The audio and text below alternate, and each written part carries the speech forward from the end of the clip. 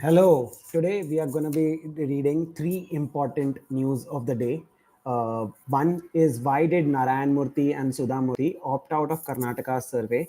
What was this survey about? This was a socio-economic survey, and two of Karnataka's biggest people in terms of like jobs, in terms of like entrepreneurship. Why did they opt out of it? We're going to learn about that and what implications that has for a society as whole, as India as a whole. Second thing we're going to read about today is why this Harvard professor says boredom might be key to happiness. So, why it is necessary for us to get bored sometimes. Like whenever I get bored, I quickly look at my phone, I quickly start playing a game, I quickly, do go out for some pan or some cold drink or some other things. Why it is important to let yourself feel bored. So, that is also some very important thing that we're going to look into.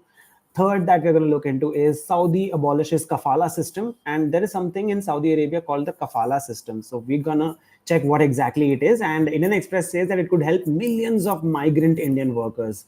So we're also going to look at like how it's going to help like millions of Indian workers. So that is something that is we're also going to look at. If we get more time, then we're going to look at this fourth a very important news that I feel is important for us to know, is why every Indian dream dies at a corrupt desk. So corruption, and why, what is the corruption problem in India? It's a problem that's been going on for a long, long time. And how can we sort of like solve that problem, or what exactly is that problem, and why is it holding India back for so long? So without wasting any more time, let's just get into it. Let me quickly share my screen. All right, let's ride.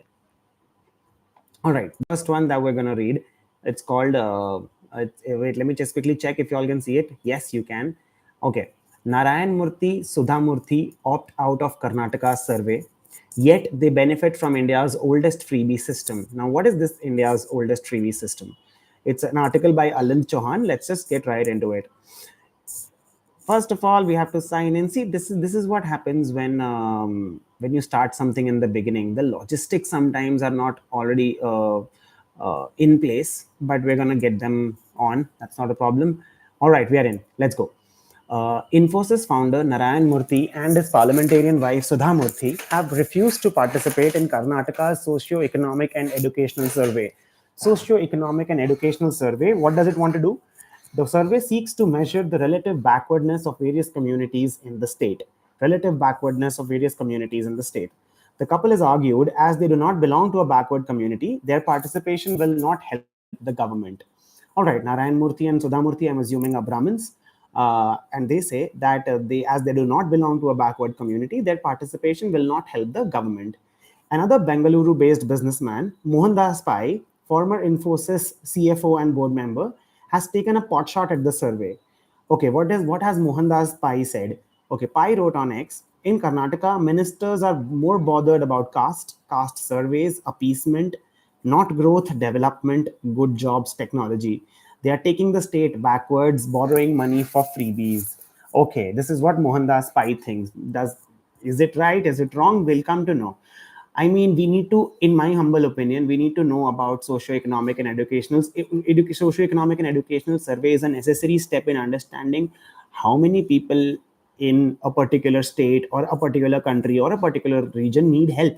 If you don't exactly know who is at what position in which socioeconomic and educational position right now, which communities, then how can you really help them? How can you frame policies, or how can you frame like a positive discrimination policies without knowing kaun kitne pani mein hai, right? So that is I feel is sort of important. So I will disagree here with Mr. Mohandas Pai, that they are much more bothered because caste survey is necessary. When was the last caste survey that happened, and since so much of our life, so much of Indian life is based around caste, we marry in caste, our rituals are caste based, are a lot of people who are sitting in different boardrooms, private organizations, they come from one particular caste. So why not do a survey, in a way? So that's important. Anyway, let's just read more into it. Opposition to the survey has come from Karnataka BJP leaders as well. Karnataka, of course, in September 2025, MU South MP Tejasvi Surya urged the public to boycott the survey, saying it would divide communities. How exactly it would divide communities? The pushback against the initiative from the above mentioned personalities does not come as a surprise. That's because all of them are upper caste, correct? Murthy, Murthy, Pai, and Surya are all Brahmins. So they are the Brahmins who are in a relatively in a relatively better position than other castes in this country. They are opposing this survey. Natural why they are opposing it, because they might not be because they will not be on the receiving end or at the end of the survey. By receiving, I mean receiving positive discrimination. All of them are upper caste, and that's because all of them are upper caste and beneficiaries, including this writer, of probably the country's oldest freebie scheme. So, which is country's oldest freebie scheme according to the writer? It's known as casteism. Any initiative that could ultimately empower lower caste would jeopardize the perks of the scheme for the upper castes. Unlike other government sponsored initiatives, the center and states do not publicize the benefits of casteism that are reaped by the upper caste. Correct. Nobody talks about the benefits of casteism that are reaped by the upper caste. I like how they have said that it is one of country's oldest freebie schemes. How? I hope the writer goes into that as well. There are no billboards on highways or petrol pumps about this highly efficient scheme. He's talking of casteism, and I think there is a little bit of sarcasm here as well. There are no advertisements about it on in newspapers or on television. In fact, most upper castes prefer not to even mention the scheme in public. For them, caste became irrelevant after India's constitution declared the nation to be casteless. These upper castes also believe that they have compensated for the historical discrimination their ancestors inflicted upon lower castes through reservations.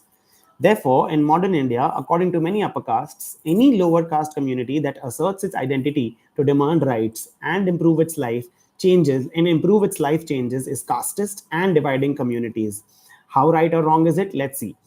As a modern republic, India felt duty bound to abolish caste, and this led the state to pursue the conflicting policies of social justice and caste blindness. As a consequence, the privileged upper castes are enabled to think of themselves as casteless, while the disprivileged lower castes are forced to identify their caste identities.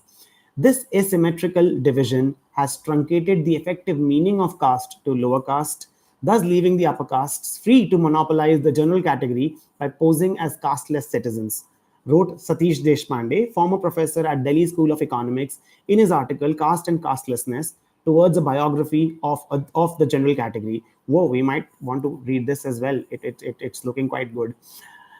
Yeah, right. So it is conflicting, right? Because on the one hand, the state says that we are casteless. On the other hand, there are several policies such as reservation, which are based on castes.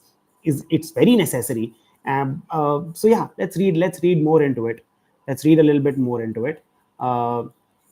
Any upper caste person who believes themselves to be casteless disregards the fact that even after independence and the implementation of reservation, caste hierarchy remains entrenched in Indian society. I don't think anybody can disagree with this. Caste hierarchy is very much entrenched in Indian society. If you don't believe me, try marrying outside your caste. Try falling in love with a person who is not of your caste. You will understand. Try seeing who holds who is the dean or who is the dean in most Indian private universities, most Indian public universities, who holds the CEO positions in different private sector companies, who holds the CEO positions in different public sector companies, who comprises what is the who are the professors in different Indian universities, private universities across the country, in all sorts of colleges, engineering colleges, social science colleges, architecture colleges, and we will come to know that they all come from two, three, four castes. And why is that so? Does if there are 100 people in India, do are more than 80% of the people from these castes? I think not. So is positive discrimination necessary? I think yes. All right, let's continue with the article.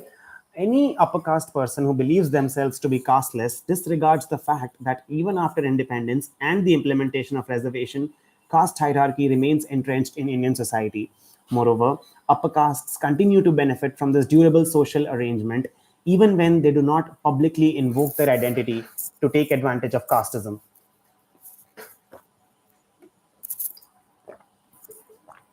For upper caste, their caste is a resource, perhaps best conceived as a network. For upper castes, their caste is a resource, perhaps best conceived as a network, in part of actual or potential, uh, For upper caste, Rahul, दरवाजा बंद कर देना. For upper caste, their caste is a resource perhaps best conceived as a network, in part of actual or potential kin, a network of enormous durability and spatial reach, offering protection, social insurance, access to jobs, business, the state, mediation of dispute, and control over resources beyond straight regulation, wrote David Moss, professor of social anthropology at SOAS London in his 2018 paper Caste and Development. That's so true. For upper caste, caste is a resource perhaps best conceived as a network, in part of actual or potential kin. So, for example, if you are jobless, right, then you might have a chacha or a mama or a tau somewhere who will be like, इसको मेरे पास भेज दो, इसकी job मैं कोशिश करूंगा इसकी job लग जाए. Or I know somebody at L&T, you might get a job here. I know somebody at XYZ organization, you might get a job here. A network of enormous, so actual or potential kin. That is number one. A network of enormous durability and spatial reach offering protection, right? So you get protected because if you yourself, one, if you might be privileged, that's one. You have the privilege might be already there. Or on the other hand, if you're not so privileged, you might know somebody who is privileged through your caste. You will not face that sort of discrimination that a person from another caste, from another marginalized caste might face, right? So it sort of offers you this social insurance that this article is talking about. It offers you access to jobs, to business, the state. You might know a vakil somewhere. You might have some access to some job somewhere. Your mama, chacha might be a businessman. Mediation of disputes and control over resources. इसमें ना ये भी एक सोचने की बात है कि इंडिया में लैंड कौन ओन करता है. लैंड ओनिंग कास्ट कौन सी है इंडिया की. कौन लोग हैं इंडिया में जो लैंड ओन करते हैं. तो यहाँ पे भी अगर हम थोड़ा सा रिसर्च करेंगे तो हमें समझ में आएगा कि एक भी कुछ 2 3 4 5 कास्ट भी हैं जो इंडिया में लैंड ओन करती हैं. This has helped. सो यही है वो पुरानी फ्रीबी. अब ऐसा तो है नहीं कि ये सारे कास्ट इसलिए इतना प्रोग्रेस किया क्योंकि बाकी सारे कास्ट वाले निठल्ले थे या तो बाकी सारे कास्ट वाले they did not work hard, they were lazy. No, that's not it. We all know that that's not it, right? So let's continue reading. This has helped upper castes use their traditional caste capital to disproportionately gain modern forms of capital such as land, educational credentials, and corporate jobs. For instance, between 1983 and 2021, the proportion of regular wage workers belonging to scheduled caste category increased, but it was significantly lower than the proportion of regular wage workers belonging to the general caste category, according to the State of Working India 2023 report by Azim Premji University. एससीज का भी veg increase हुआ पर general caste का significantly ज्यादा veg increase हुआ. ऐसा क्यों हुआ? If both castes are treated equally in this country, if both castes are treated same in this country, then why did this happen? In 2021, 32% of general caste workers were in regular wage employment as compared to 22% of scheduled caste workers, right? So 10% less. A similar trend is visible in higher education as well. According to the National Sample Survey of 2015, the proportion of other backward classes in higher education is 35%. By comparison, the students from upper caste is 41%. The proportion of scheduled castes in higher education is 24%. Again, upper caste. पर ये हमें पता है कि जब ये सर्वे होगा, जब एक्यूरेट डेटा बाहर आएगा तो ये क्लियरली पता. And since Indian constitution thinks of every Indian citizen as equal to come at a similar level, if not the same level, right? So it is quite necessary to get track data for it. Otherwise, you will just be doing things on an ad hoc basis, which will not benefit anybody, and it will be a huge waste of research, in my humble opinion, right? Yeah, such disparities exist in Karnataka, where Murthy, Pai, and Surya live well.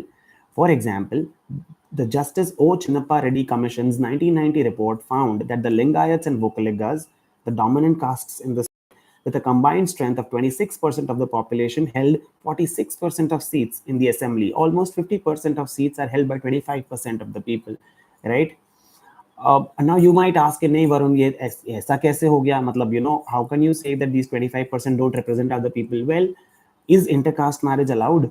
Are they mingling with other communities like that? Apart from like the basic things which you have to do in this day and age, So for me, a measure of like intermingling depends on like is marriage taboo between communities? If it is not, then the caste is weakening. If the marriage is very much there, if the marriage structure with marrying within the caste structure is very much there within the community, then I think the caste has not weakened.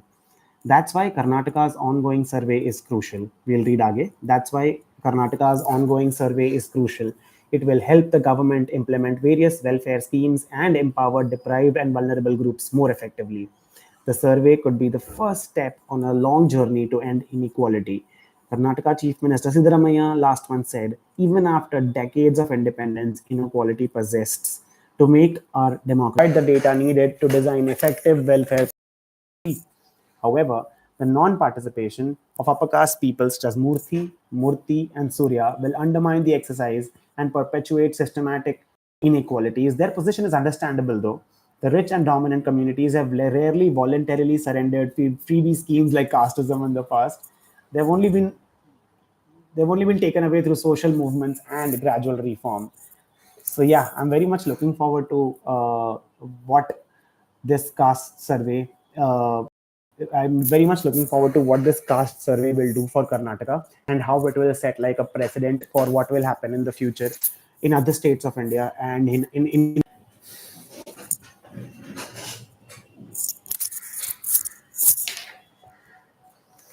All right, all right. How's it going? Here is your daily deep dive into things that matter. You won't regret making this your daily dose. Ha. Let's go. All right. Next one that we're going to do is this one. It's called Why This Harvard Professor Says Boredom Might Be the Key to Happiness. All right. Harvard professor Arthur C. Brooks says boredom activates the brain's default mode network and warns that constant phone use may be shutting down our capacity to find meaning. All right. Let's just get right into it. Every time you wait for a lift or in a queue, the first impulse is to whip out your phone and scroll, swipe, or stream. Why do we do it every time? What does it take to simply do nothing? Just in time, when this peculiar behavior has been normalized globally, Harvard professor Arthur C. Brooks has a revolutionary prescription for happiness, which is boredom. I have to take this. Sorry. हाँ गौरव कौन से मेरे Gmail पे एक second hold on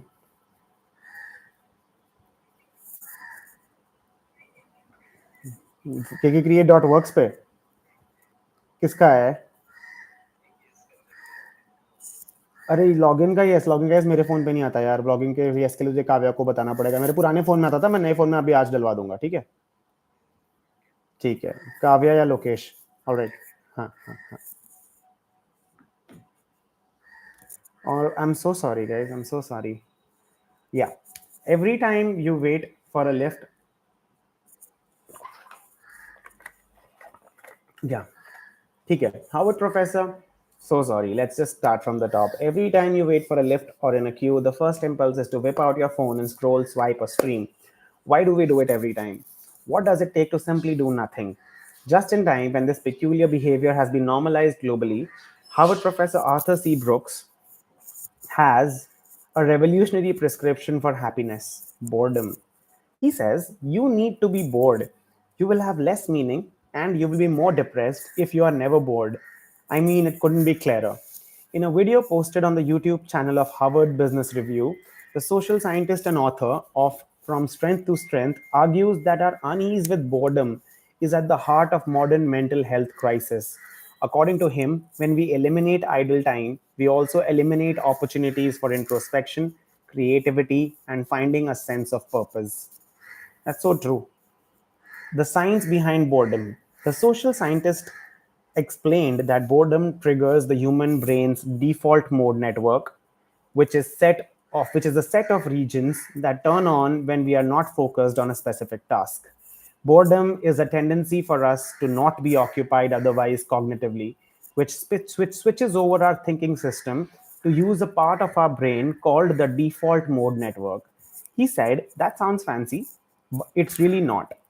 According to him, this network is responsible for our wandering thoughts, or those moments when we drift toward big and sometimes uncomfortable questions like, what does my life mean? Am I on the right path?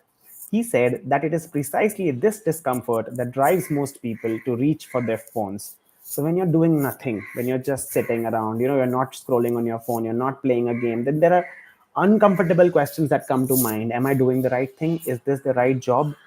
Is this the right college education for me? Am I wasting my time? All of these questions come, and our brain does not want to tackle these questions, so we try to look for distractions. And right now in modern day, the biggest distraction is our phones.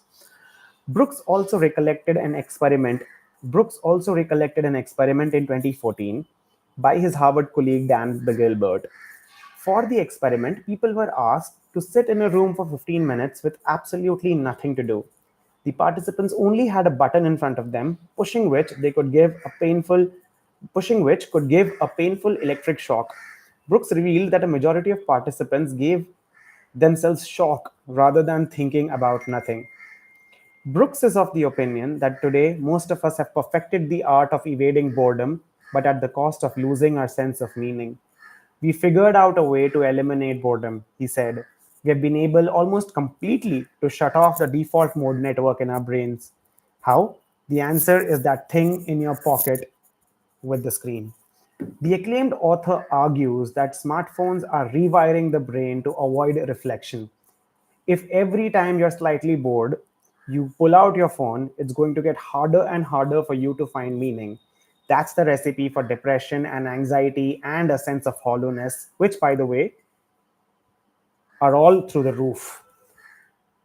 To counter this, Brooke recommends small doses of boredom into our daily lives. Tomorrow, when you go to the gym, do not take your phone. Can you handle it? He challenges. Not listening to a podcast while working out, just being in your head. I promise you, you will have your most interesting ideas while you're working out without devices. Boredom as a skill. The author also views boredom as a skill that can be developed like mindfulness or focus. According to him, it gets better at periods of boredom that are 15-minute and longer. If you get better at the skill of boredom, you'll be less bored with your job, your relationships, and the things going on around you. So be bored, right? Now, what does that even mean? Let's see if he answers that question. More importantly, Brooks believes that this practice can lead to deeper self understanding. You'll start digging into the biggest questions in your life: purpose, meaning, coherence, significance, and who knows, you might just get happier. While acknowledging that he's not immune to the temptations of technology, Brooks admitted that he's prone to the same pathologies as anybody else. When it comes to countering the impact of digital overload, the academic said that he has a few strict personal rules. He said he follows a no device after 7 p.m. rule, no sleeping with a phone, and no device during meals with the family. All right, we'll also try to follow these rules. We're already doing a challenge, by the way. The author said that he also practices regular social media fasts and screen cleanses. He admitted that the first few hours can be hard. It's like children screaming in my head because that's how dopamine is saying, get the phone, that's an addiction, but it calms down and I feel better. By the end, I feel sort of blessed. Finding meaning beyond the screen. Despite all this, Brooks does not want you to abandon technology entirely. His views align more with reclaiming control over attention and time. He also reminded us that our grandparents did not live with constant updates about current affairs and they were just fine. Put down your phones. You need more meaning in your life, and so do I, Brooks said in a final appeal that sounds more like a plea from a father than a professor. This is a very interesting one. This is really a very, very interesting one. And I think we should, like, everybody should, like, sort of do this, right? This is quite interesting. And I'm already doing it, by the way. I already, I'm doing it. I'm doing this challenge. It's my second day where I'm going to minimize the use of my phone continuously for a long time and see if it works out for me. I really, because I think it's really going to help. I also cut out sugar for 14 days. I did that challenge also. I'm going to post those videos as well if it benefits anybody out here. If anybody is watching this live stream, please say hi. It's really, really disheartening to see nobody here. If you're watching this, please drop a comment. I mean, it's not disheartening. I know it's my first live, and I can't expect people to come right away on my first live. But would be still good if there's even one of you somewhere who just tuned in for some time and just say hi. Please say some words of encouragement. If I'm just going to write that down. If you are here, if you if you got in here, please drop a message so I know you were here. All right. Thank you so much. Yeah, I'm gonna also put down the articles. Um, anyway, one. So we have read one. We have read the second one. Now we're gonna read the third and the last one. Hopefully, yeah, yeah. We're gonna read. I want to read two more actually. Fuck it. Let's go for it. Okay. The next one that we're gonna be reading now will be this one. Let's go. Is the waning of globalization giving way to sovereign nationalism? Now, why are we reading this one? Like, मैंने notice किया कि everybody is right now sort of protecting their own country, protecting their own state. Everybody has become guarded. I remember when I was young, globalization was the buzzword. और अभी मुझे ऐसा लग रहा है हम वापस उल्टा जा रहे हैं, बहुत ग्लोबलाइज हो गया सबको ऐसा लग रहा है. तो I think that this article by Aamir Ali goes into that. So let's just go for it. US President Donald Trump's tariffs have renewed debates about growing protectionism, the decline of globalization, and perhaps most significantly, the resurgence of nation states. These contemporary shifts are closely anchored in the perceived excesses and failures of globalization. The process of globalization is as old as the development of capitalism and its extensions into parts of the world that became peripheral colonies tied to their metropolitan capitalist centers in northwestern Europe.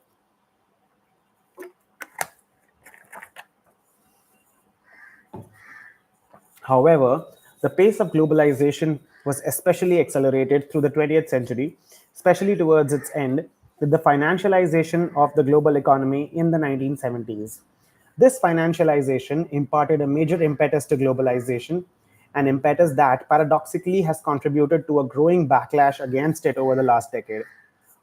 What does this mean? Financial impetus to globalization and India's economic reforms. The financial impetus to globalization was in the form of enhanced flows of trade and investment across the borders of nation states. However, when it comes to movement of labor and migration, there can be noticed a contrast in terms of resistance to such flows. As far as enhanced flow of trade and investment was concerned, this was evident in the lowering of tariff barriers and the vast increase in cross-border financial transactions. MNCs are easy, right? Sari, Coca-Cola coming to India, this coming to India, that coming to India. As far as the yeah. Meanwhile, the revolution in communications technology through satellite links and the internet further accelerated the process of globalization. The sheer magnitude of these flows led many people to believe that nation states with their well-defined boundaries would become obsolete. सबको लग रहा था world will become flat. एक book भी आई थी मेरे ख्याल से किसने लिखी थी कि world is flat, globalization हो रहा है सारा का सारा. The sheer magnitude of these flows led many people to believe that nation states with their well-defined boundaries would become obsolete. The fall of the Berlin Wall and the end of Cold War in the late 80s and the early 90s further fueled this belief कि सब एक हो जाएंगे, सब लोग यहाँ से वहाँ मूव करेंगे, जैसे इन्फॉर्मेशन मूव कर रही है, जैसे ट्रेड मूव कर रहा है, जैसे मनी मूव कर रहा है, वैसे लोग भी मूव करेंगे. An indicator, ये आ गया ना. An indicator, थॉमस फ्रीडमैन की बुक थी मेरे ख्याल से. An indicator of this confidence was found in the popular book by the New York Times columnist Thomas Friedman, The Lexus and the Olive Tree, which seemed to interpret globalization as an irreversible and unstoppable force. At the same time, the 1991 economic reforms under Prime Minister P.V. Narasimha Rao, with Manmohan Singh as finance minister, represented India's adoption and adaptation to globalization. These reforms brought an end to the infamous license permit Raj that tended to stifle entrepreneurship. Rates of direct taxation were lowered as they were perceived to act as a disincentive to the individual initiative. ठीक है, direct taxation कम हो गया, licence राज हट गया, globalisation आ गया, चीजें relax हो गई, गवर्नमेंट कंट्रोल कम हो गया. 1991 में जो दुनिया में हो रहा था वो इंडिया ने भी किया, of course under the able leadership of PV Narasimha Rao and Manmohan Singh. The economic reforms entailed a combination of liberalization, privatization, and globalization, summed up by the acronym LPG, UPSC. Let's go. As the reforms continued throughout the decade of the 1990s and into the early and mid 2000s, The Indian economy gained remarkable momentum and achieved growth rates close to 10%. हम लोग grow करने लगे, investment आने लगा, relaxation कम हुए, entrepreneurs बढ़ने लगे, businesses होने लगे, बड़ी बड़ी कंपनीज आने लगी, ये सब हो रहा था और इंडिया का ग्रोथ रेट 10% के आसपास हो गया. अब 2008 में क्या हुआ वो देखते हैं. The 2008 financial crisis sounded the alarm on globalization. But okay. Uh, wow. Hi, Monica. Hi, hi, hi, hi, hi. You are the first person. Sorry, I was not here. I didn't even see this window. Thank you so much for coming here. I appreciate your comment so much. This is making me so happy. I absolutely love it. Thank you so much. Who knew subscribing to your channel randomly will lead to this? I've listened to your singing videos. Beautiful. Too glad to join this thought. Thank you so much. I appreciate you. I appreciate you so much. I hope this is beneficial to you in one way or the other. I just hope you have a good time listening to this or watching this if you're watching this. Thank you. Um, yeah, to the 2008. Now we're going to go to this. The 2008 financial crisis sounded the alarm on globalization. अब क्या हुआ 2008 में? But the troubling signs for globalization became evident with the 2008 financial crisis. It all began with the subprime mortgage crisis in the US when banks started giving housing loans to borrowers who lacked the capacity to repay them. तो ये तो इस पे एक movie भी बनी है. We should all watch this movie. I think Brad Pitt is there in that film.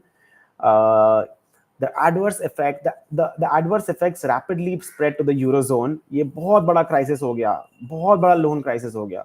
The eurozone में भी spread हो गया, यूरोप में भी spread हुआ, अमेरिका में शुरू हुआ.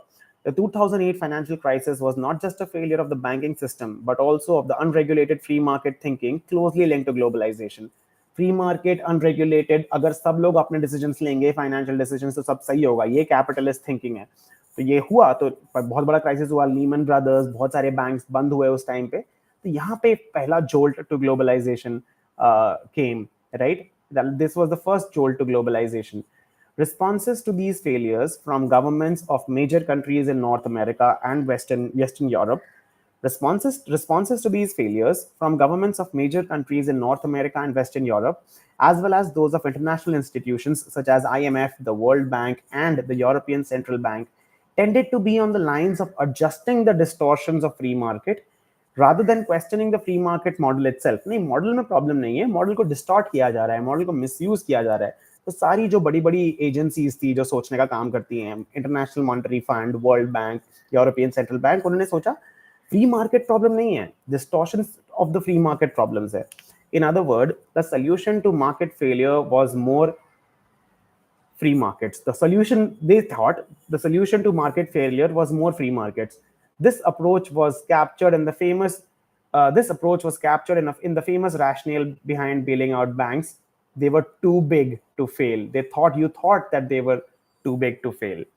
One of the major, this is also a movie also with this phrase, there's a movie also. One of the major fallouts of the accelerated globalization since the 1980s was the deindustrialization of hitherto parts of the countries like the US and the UK. Just for example, Detroit was known to make cars in the US. Like Detroit was the car city, it was called. Globalization हुआ तो globalisation है, तो अगर मेरी factory US में है पर मैं मैन्युफैक्चरिंग चाइना में कर सकता हूँ, मैन्युफैक्चरिंग वियतनाम में कर सकता हूँ, मैन्युफैक्चरिंग इंडिया में कर सकता हूँ. तो मेरे जो यूएस के वर्कर्स को मैं पैसा दे रहा था, अब थोड़ा कम पैसा देके मैं उतना ही क्वालिटी का वर्क आउटसोर्स कर सकता हूँ. तो ये हुआ. This was a major fallout of accelerated globalisation since the 1980s, that it deindustrialized which were in areas which are already industrialized, right? Many of the manufacturing jobs that were created by an earlier phase of industrialization vanished as deindustrialization set in. In this way, deindustrialization appears to be the negative side effect of globalization in the first world. Now, this happened in the first world. In ये deindustrialize हुआ, Chicago deindustrialize हुआ, probably other places deindustrialized, और at the same time China became industrializing because अब मैं उसको दे रहा था, cheap labor था मेरे पास, cheap tech था, cheap intellectual labor भी था, right? This led to resentment among the working class of advanced capitalist economies of the West. उनको resentment होने लगा. resentment तुमने देखा होगा, manifest होता है कि they are stealing our jobs, they are stealing our factories, they are stealing our seats. ये यहाँ पे आता है, यहाँ से आता है ये resentment. The unemployment accompanying globalization was seen as denying the working class the very essential activity that defines the class itself, work and employment. right? I'll read this line again. It's quite a lovely line. The unemployment accompanying globalization was seen as denying the defines the class itself, work and employment. Jobs that have been created to replace these earlier manufacturing jobs are often far more precarious and contractual. Is called the gig economy, marked by long working hours and lack of social security, right? तुमने भी देखा होगा तुम्हारे parents जहाँ पे पहले काम करते थे कितना जॉब सिक्योरिटी था. अगर एक फैक्ट्री में एक बार चले गए तो फैक्ट्री में से ही वो रिटायर होंगे, राइट? सब कुछ परमानेंट था, हेल्थ बेनिफिट्स मिलते थे, इंश्योरेंस बेनिफिट्स मिलते थे, पीएफ पीपीएफ हजारों चीजें मिलती थी और परमानेंट जॉब होती थी. अगर आजकल के तुम लेबर जॉब्स देखोगे और किसी भी तरह के जॉब्स देखोगे तो उसमें कॉन्ट्रैक्चुअल ज्यादा होता है. उस तुमको तुम्हारे पास कल जॉब होगी नहीं होगी इसका कोई भरोसा नहीं है. पहले के लोग ये जॉब्स कर करके अपने लोगों ने घर बना लिए, राइट? और आज के जमाने में यही जॉब पे इससे ज्यादा सैलरी पे भी हम बहुत वर्किंग क्लास सोच भी नहीं सकता घर बनाने का, right? That's true. Very well do that. Movie on market failure. I think it's called Too Big to with The Big Short. The movie is called The Big Short. You have to watch this, Monica. It's a great one. The big if you have not seen it already, it's a wonderful film. Movie on the 2008 financial crisis. 2008 financial crisis. Do watch it. Recently heard this phrase, being too famous to share one's opinion about something. And that's, yeah, that's interesting because these days now anything can be taken out of context at any point in time, so you have to be careful. But that sort of also stops you from creating. How careful can you be? You just have to be yourself and like learn to live with it, I feel. you know uh, yeah, sorry, we were here. uh, One second.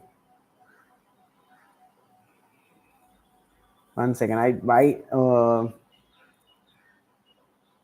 You should definitely watch it. You should definitely watch it.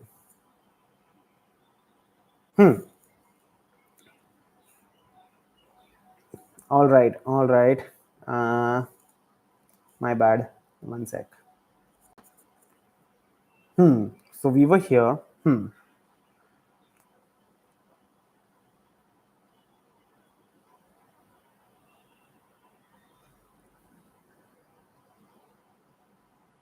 Jobs that have jobs that have been created to replace these earlier manufacturing jobs are far more precarious meaning like dicey, not very solid and confirmed and contractual, forming part of what is called the gig economy. Your gig economy is your Swiggy worker, your Zomato worker, your Blinkit worker, your Ola rider, your Uber rider, all of ththese people. ये अब बन गया है job. कोई security नहीं, कोई insurance नहीं, कुछ नहीं, and it's marked by long working hours and lack of social security. कल मेरे को मेरा स्विगी वाला बोल रहा है अगर आप रेटिंग करते हो ना तो मुझे 20 रुपए एक्स्ट्रा मिलते हैं. सो ये स्ट्रगल है अब वर्किंग क्लास का. The Brexit referendum in the UK in 2016 and the election of Trump as president of the US in the same year are seen as manifestation of the discontent against globalization and its perceived failures, right? Brexit ने बोला कि हम Europe का part नहीं है, हम हमारा देखेंगे. तो anti globalisation, Trump who is America first, whose slogan is make America great again, वो भी उसी साल इलेक्ट हुआ जब ब्रेक्सिट रेफरेंडम आया. तो these are manifestations of the discontent against globalization and its perceived failures. Globalization's fallout and growing assertion of nationalism. Now, this you can see everywhere. You can see this in India also. You can see it outside also. You can see it in Japan also now, who has like a sort of a far right first female prime minister. So we can see this everywhere. What we are witnessing today is greater trade protectionism. Read tariffs that America has put on India, tariffs that America has put on China, tariffs that America is now putting on Canada, all of those things. So is greater trade protectionism, especially in the world's largest economy, the US, which has recently slapped 50% tariffs against Indian goods. Protectionism represents a reaction against globalization, often in the form of high tariff barriers, going back to where we were. This is just one instance of the return with strength and vengeance of the nation state. The return of the nation state. India is a nation state, right? The reaction of globalization has also manifested as a reassertion of the sovereignty of the nation state. So अब मैं business तो नहीं करूंगा, मैं मेरे borders को भी protect करूंगा. अगर तुम्हारे लोग मेरे border के अंदर आ रहे हैं, जैसे for example India India says this to Bangladesh कि तुम लोग मेरे बॉर्डर के अंदर आ रहे हो, US says this to Indians कि तुम मेरे बॉर्डर के अंदर आ रहे हो, Australia is again saying this to Indians कि तुम मेरे बॉर्डर के अंदर आ रहे हो. सब अभी ऐसा लग रहा है कि everybody is looking out for their own self right now, right? uh, it's insane. The reaction, so yeah, so the reaction to globalization, so sovereignty, basically a reassertion of the sovereignty of the nation state. During the prolonged Brexit process, Britain's withdrawal from the European Union, considered to be the largest and most successful trading bloc created in the 20th century, we could see reassertion of the UK's sovereignty captured in the slogan, "Let's take back control." The revival and reassertion of the nation-state's sovereignty in the wake of decline and rolling back of globalization has also taken the form of opposition to refugees and economic migrants. What I was talking about earlier, कि refugee भी हटा दो, economic migrants भी हटा दो, हम हमारा देखेंगे. अभी ये फीलिंग है ग्लोबल मार्केट में या तो ग्लोबली भी. इंडिया का देखेगा, बांग्लादेश का देख लें, पाकिस्तान का देख लें, यूएस का देख लेगा, यूके का देख लेगा. It's a whole anti-globalization wave. But at a time where we are more connected than ever, if I ever want to know what's going on in the US or what's going on in the UK, I can do it like this. But now we're rolling back physically. Okay, physically, I don't want you. Maybe you watch my TikTok, you watch my Instagram, but I don't physically want you here. That's the feeling that I feel right now is there in the globally. There is an attempt to close and tightly regulate borders to prevent infiltration of foreigners who take away jobs and other opportunities from citizens who are said to have first claim over them. Hence, Trump has asked about building a wall across the US Mexico border. In Europe, immigration is such a major issue that it tends to dominate elections, right?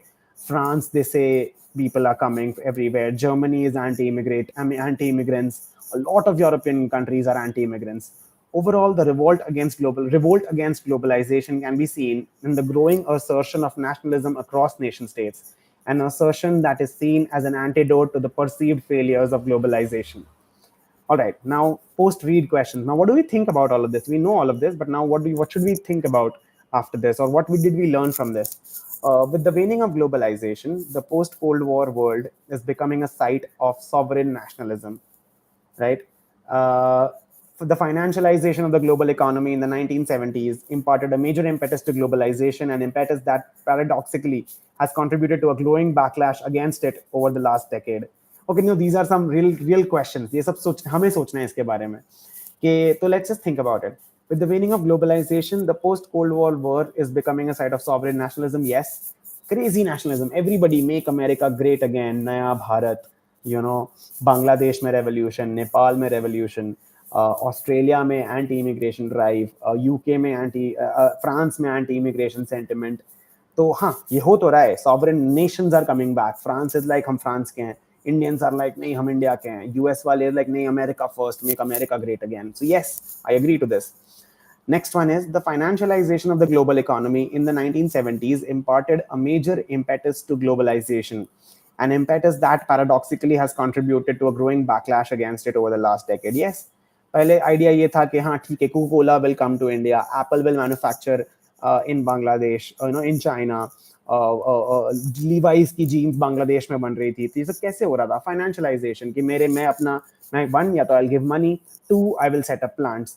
तो ये सारा कुछ हुआ था, इससे globalisation बढ़ा था. पर इसकी वजह से जो ये so called actually developed economies हैं, इनकी बैंड बच गई, to put it like in a very colloquial language. तो बैकलैश अगेंस्ट इट ये पिछले एक डेकेड से आ ही रहा है कि नाउ जैसे for example the most the richest people in the UK right now are the Indians. एक डेटा पॉइंट आया था कहीं पे. Similarly in the US as well, right? तो अब ये लोग को थोड़ा सा इनसिक्योरिटी आ रहा है कि यार हम रिच थे, now these traditionally poor people, poor communities, poor nation states are also becoming rich. At the same time, they are not becoming richer. So that is contributing to the growing backlash. Post-liberalization, what structural changes enabled the Indian economy to achieve nearly double-digit? Post-liberalization, what structural changes enabled Indian economy to achieve near double-digit growth rates? Cancel license राज हटाया. 1990s में ये visionaries ने सोचा कि हमें इस direction में जाना है और ये इस डायरेक्शन में गए. हमारे political forefathers, if you may, with Narasimha Rao and Manmohan Singh. Next question is, has globalization led to the reduction of employment in the formal sector of the Indian economy? Do you see increased informalization as detrimental to the development of the country? We can debate and discuss this as well. All right. Amir Ali is the assistant prof at Political Studies, GNU. This was fun. This was fun. This was so much fun. I don't think I'm going to read more articles today. I think 46 minutes of live on the first day is very, very good. I'm going to come live every day now. I'm going to come live for at least an hour, and I'm going to discuss three of the most important news items that we should know about. And these will not be like breaking news. These hopefully these will not be like political gossip pieces. They will not be like celebrity gossip pieces. They will be something meaningful. Like if even if it's culture, it will be something meaningful. If it's politics, it should be something meaningful. Economics, self-help, sports. If you all are interested, then we will do that also. But the goal essentially is to come online every day, to be live for 1 hour or more, and speak about things that matter to me. And I feel that things that matter to me, or things that are important to me, will also be important to a lot of people out there, and they will help other people in one way or the other.